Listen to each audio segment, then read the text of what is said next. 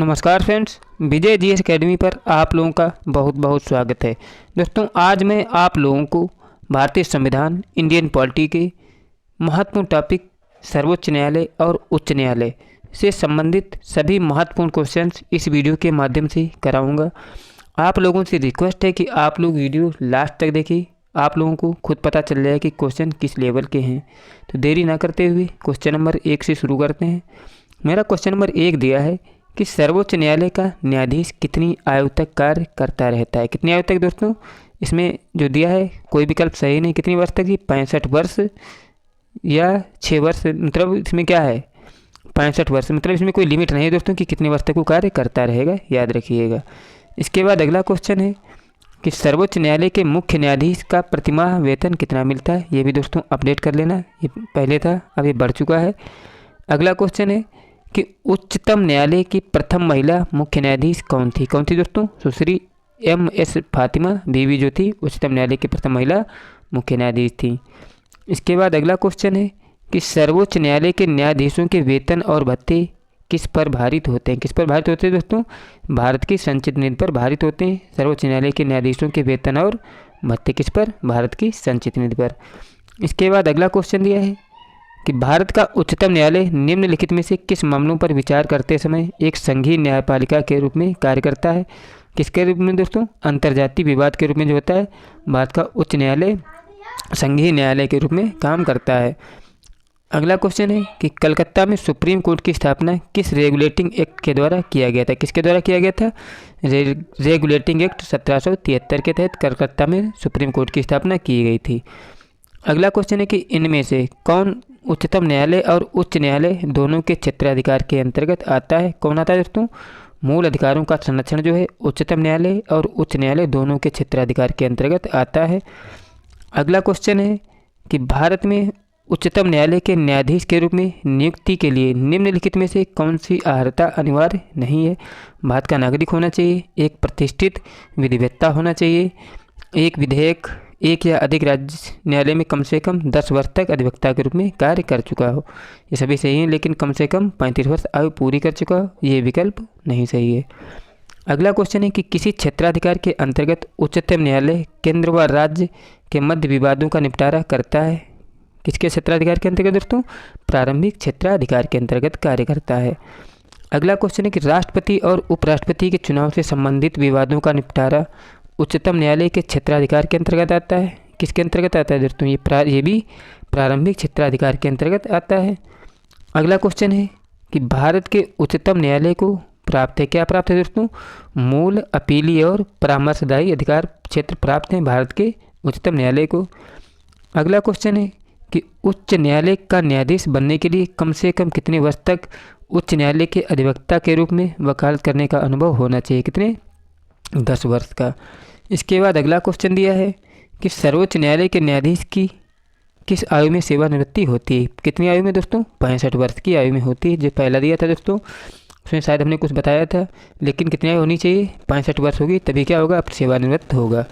अगला क्वेश्चन दिया है कि उच्चतम न्यायालय के सेवानिवृत्त न्यायाधीशों के लिए कहाँ पर वकालत करने की मनाही है। कहाँ पर दोस्तों?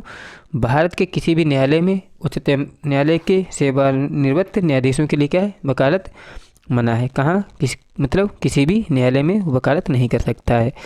अगला क्वेश्चन है कि उच्चतम न्यायालय में कितने न्यायाधीश हैं। कितने दोस्तों?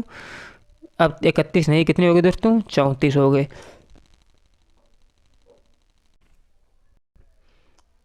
अगला क्वेश्चन दिया है कि उच्च न्यायालय के न्यायाधीश को उसके पद से कौन हटा सकता है। कौन हटा सकता है दोस्तों? विशेष बहुमत से पारित संसद के प्रस्ताव पर राष्ट्रपति हटा सकता है उच्च न्यायालय के न्यायाधीश को।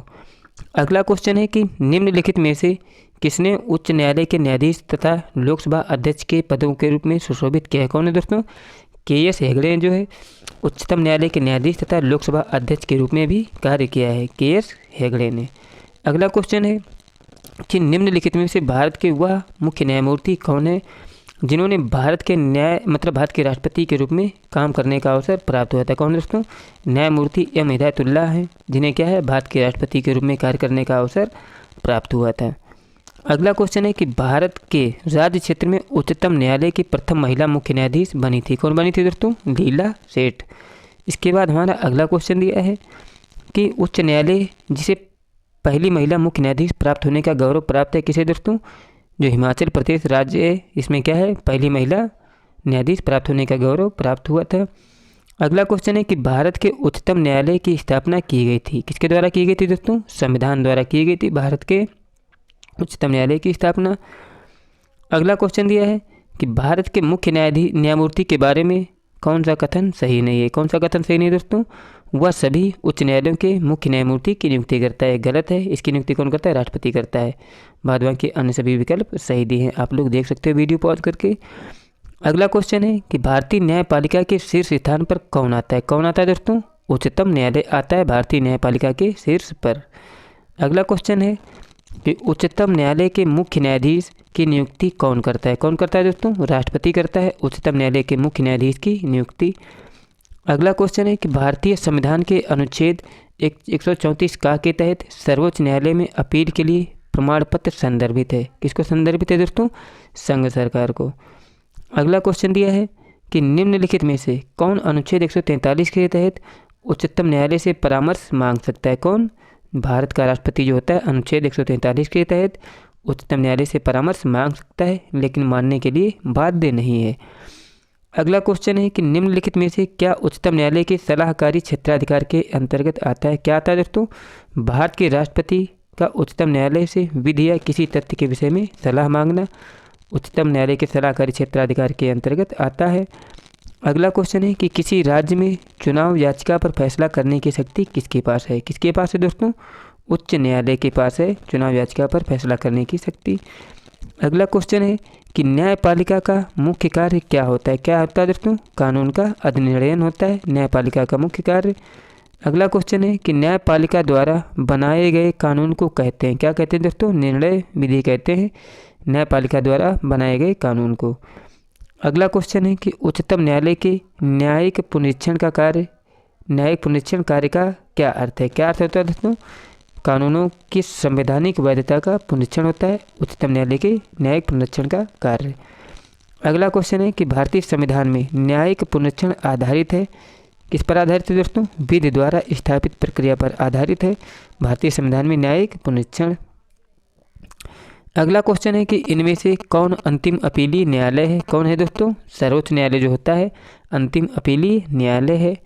अगला क्वेश्चन दिया है कि उच्च न्यायालय के न्यायाधीशों की पेंशन किस पर भारित होती है? किस पर भारित होती है? ये भारत की संचित नीति पर भारित होती है उच्चतम न्यायालय के न्यायाधीशों की पेंशन। अगला क्वेश्चन दिया है कि उच्च न्यायालय के न्यायाधीश को पद से हटा सकता है, कौन हटा सकता है? संसद से पारित बहुमत पर राष्ट्रपति द्वारा उच्च न्यायालय के न्यायाधीश को हटाया जा सकता है। अगला क्वेश्चन है कि उच्च न्यायालय के न्यायाधीश को उनका कार्यकाल समाप्त होने से पहले अक्षमता अथवा सिद्ध कदाचार के आधार पर उनके कार्यालय से हटाया जा सकता है। किसके द्वारा दोस्तों? संसद के दोनों सदनों की सिफारिश पर राष्ट्रपति के द्वारा। अगला क्वेश्चन दिया है कि उच्च न्यायालय के सेवानिवृत्त न्यायाधीश को कहाँ वकालत करने की अनुमति नहीं है? कहाँ अनुमति नहीं है दोस्तों? उच्च न्यायालय जहाँ सेवानिवृत्त हुआ है वहाँ पर क्या वकालत नहीं कर सकता है। अगला क्वेश्चन है कि संविधान के अनुच्छेद 222 के तहत उच्च न्यायालय के न्यायाधीशों का स्थानांतरण किसके अंतर्गत आता है? किसके अंतर्गत आता है दोस्तों? ये राज्य सरकार के अंतर्गत आता है। अगला क्वेश्चन दिया है कि निम्न में से किसके पास यह शक्ति है कि वह किसी न्यायाधीश को एक उच्च न्यायालय से दूसरे उच्च न्यायालय में स्थानांतरण करता है? किसके पास यह शक्ति होती है दोस्तों? ये भारत के राष्ट्रपति के पास होती है। अगला क्वेश्चन है कि भारत में पहली बार उच्च न्यायालय कहाँ स्थापित किया गया था? कहाँ स्थापित किया गया था? बॉम्बे, मद्रास और कोलकाता में भारत में पहली बार उच्च न्यायालय स्थापित किया गया था। अगला क्वेश्चन यह है कि उच्च न्यायालय के न्यायाधीश किस आयु सीमा तक अपने पद पर बने रहते हैं? किस आयु सीमा तक? 62 वर्ष की आयु सीमा तक न्यायाधीश अपने क्या है पद पर बने रह सकते हैं। अगला क्वेश्चन है कि इनमें से किस संविधान संशोधन के द्वारा उच्च न्यायालय के न्यायाधीशों की सेवानिवृत्ति की आयु 60 से बढ़ाकर 62 वर्ष कर दी गई? किसके द्वारा दोस्तों? 15वें संविधान संशोधन के द्वारा। अगला क्वेश्चन है संविधान के अनुच्छेद 231 के तहत 2 या 2 से अधिक राज्यों के लिए एक ही उच्च न्यायालय की स्थापना की जा सकती है। यह किससे संदर्भित है? किससे संदर्भित है? ये दोस्तों राज्य सरकार से संदर्भित है।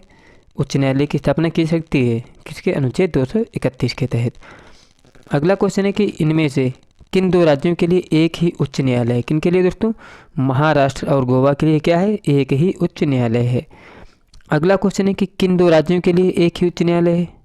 दोस्तों हरियाणा मतलब महाराष्ट्र और गोवा के लिए, और हरियाणा और पंजाब के लिए क्या है? एक ही उच्च न्यायालय। मतलब इन 2 के लिए एक ही उच्च न्यायालय, चंडीगढ़, और महाराष्ट्र और गोवा के लिए भी एक ही उच्च न्यायालय है। अगला क्वेश्चन है कि उच्च न्यायालय के न्यायाधीशों को पद की शपथ किसके द्वारा दिलाई जाती है? किसके द्वारा? राज्य के राज्यपाल के द्वारा इनको शपथ दिलाई जाती है। अगला क्वेश्चन है कि उच्च न्यायालय के न्यायाधीश के रूप में नियुक्त होने वाले कम से कम कितने वर्षों तक किसी उच्च न्यायालय में अधिवक्ता के रूप में कार्य किया? कितने वर्ष तक? 10 वर्ष तक। अगला क्वेश्चन दिया है कि कुछ मामलों को उच्च न्यायालय से में हस्तांतरण संविधान के अनुच्छेद 228 के तहत किया जाता है। यह किसमें संदर्भित है? किसमें संदर्भित है दोस्तों? राज्य सरकार में संदर्भित है। अगला क्वेश्चन दिया है कि अनुच्छेद 226 की कार्रवाई के तहत किसी व्यक्ति की नज़रबंदी क्या होता है? एक आपराधिक कार्रवाई होती है अनुच्छेद 226 की कार्रवाई। अगला क्वेश्चन है कि मध्य प्रदेश उच्च न्यायालय की पीठ कहाँ है? कहाँ है दोस्तों? इंदौर में है मध्य प्रदेश उच्च न्यायालय की पीठ। अगला क्वेश्चन है कि इनमें से किस उच्च न्यायालय ने बंद को पहली बार असंवैधानिक घोषित किया था? किसने दोस्तों? केरल राज्य है जिसने उच्च न्यायालय में क्या है? बंद को पहली बार असंवैधानिक घोषित किया था। अगला क्वेश्चन दिया है कि उच्च न्यायालय में अपील की जा सकती है यदि सत्र क्या है? न्यायालय ने दंड दिया हो, कितने? 4 वर्ष या उससे अधिक का मतलब क्या है? दंड दिया है, तो उच्च न्यायालय में अपील की जा सकती है। अगला क्वेश्चन है कि निम्नलिखित में से लोक अदालत का लक्ष्य है सिवाय किसके? आम आदमी के हाथों में शासन का अधिकार देना है। ये क्या है? लोक अदालत का लक्ष्य है। मतलब इसके अलावा देरी और लागत को कम करना इसमें है, लेकिन इसमें नहीं है, याद रखिएगा, अदालत का लक्ष्य। अगला क्वेश्चन है कि जनहित याचिका जैसे पिल का अर्थ क्या होता है? क्या है दोस्तों? किसी भी व्यक्ति द्वारा जनहित के लिए किसी विषय को अदालत में लाया गया मामला क्या कहलाता है? जनहित याचिका कहलाता है। अगला क्वेश्चन है कि जिला न्यायालयों के न्यायाधीशों की नियुक्ति किसके द्वारा की जाती है? किसके द्वारा की जाती है? ये राज्यपाल द्वारा की जाती है, जिला न्यायालय में न्यायाधीशों की नियुक्ति।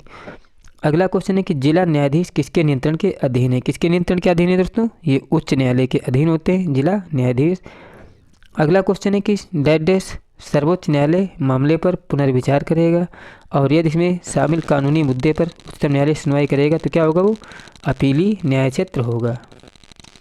अगला क्वेश्चन है कि रिट न्याय क्षेत्र, यहाँ पे क्या भरेंगे दोस्तों? रिट न्याय क्षेत्र मामले का अर्थ है निचली अदालतों में अपील किए जाने के बिना सीधे सर्वोच्च न्यायालय में अपील किया जा सकता है। किसमें? रिट न्याय क्षेत्र मामले का अर्थ यही होता है। अगला क्वेश्चन है कि निम्न अधिकार क्षेत्रों में कौन सा अधिकार क्षेत्र के तहत कोई व्यक्ति जिसके मौलिक अधिकारों का उल्लंघन हुआ है वह सीधे सर्वोच्च न्यायालय में जा सकता है? मतलब क्या? रिट न्याय क्षेत्र के अंतर्गत, याद रखिएगा। अगला क्वेश्चन है कि डैश का अर्थ क्या है? कि भारत का राष्ट्रपति किसी भी सार्वजनिक महत्व के मामलों में संबंधित या मुद्दा उसमें संविधान की व्याख्या निहित है के लिए सर्वोच्च न्यायालय से सलाह ले सकता है। किसमें? सलाहकारी न्याय क्षेत्र का यही अर्थ होता है। इसके बाद हमारा अगला क्वेश्चन है कि अंडमान और निकोबार द्वीप समूह क्षेत्र का उच्चतम न्यायालय किस क्षेत्र के अंतर्गत आता है? किस राज्य के अंतर्गत आता है? पश्चिम बंगाल के अंतर्गत आता है अंडमान और निकोबार द्वीप समूह का उच्च न्यायालय। अगला क्वेश्चन है कि लक्षद्वीप का उच्च न्यायालय भारत के किस क्षेत्र में स्थित है? किस क्षेत्र में स्थित है? केरल क्षेत्र में स्थित है लक्षद्वीप राज्य का उच्च न्यायालय। अगला क्वेश्चन है कि भारतीय संविधान का अंतिम व्याख्याकार है क्या दोस्तों? सर्वोच्च न्यायालय जो होता है भारतीय संविधान का अंतिम व्याख्याकार होता है। और लास्ट क्वेश्चन दिया है हमारा कि भारत के उच्चतम न्यायालय के न्यायाधीशों की नियुक्ति कौन करता है? कौन करता है दोस्तों? भारत का राष्ट्रपति करता है भारत के उच्चतम न्यायालयों के न्यायाधीशों की नियुक्ति। फ्रेंड्स, मेरे द्वारा कराए गए क्वेश्चंस यदि आपको अच्छे लगे हो तो प्लीज़ चैनल को सब्सक्राइब करके वीडियो को लाइक करें, शेयर करें।